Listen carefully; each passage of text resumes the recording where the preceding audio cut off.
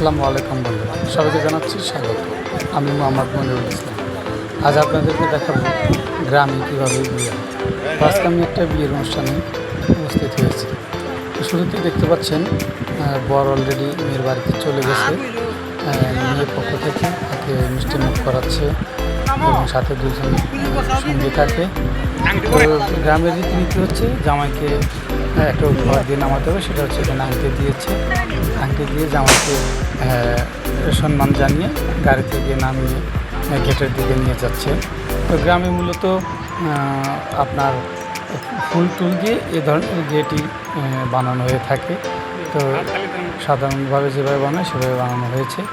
তো জামাই পিতা গেটে প্রবেশ করলো, সেখানে জামাই বসলো, সেখানে আবারও আপ্যায়ন, এখানে নাস্তা করাবে এবং জামাইকে আবারও একটা সম্মান জানিয়ে একটা ফুলের মালা দেবে। একটা বাচ্চা মেয়েকে দিয়ে অলরেডি পরিয়ে দিল। এখন দেখতে পাচ্ছেন এখন নাস্তা করাবে। তো এখানে পক্ষ বরপক্ষকে খাওয়াবে। দেখতে পাচ্ছেন সবাই খাওয়ার অপেক্ষায়, সবাইকে প্রথমে শরবত দিচ্ছে। এখানে শরবত পান করতেছে সব বরপক্ষ অতিথি, বরপক্ষের অতিথি এখানে শরবত পান করলো। তো শরবত পান শেষে এখন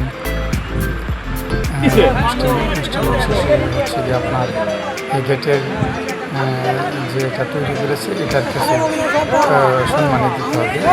এটা নিয়ে অনেক হয়, তর্কাতর্কি হয় কম বেশি নিয়ে, টাকা পয়সা। যাই হোক, একটু চাপাচাপিতে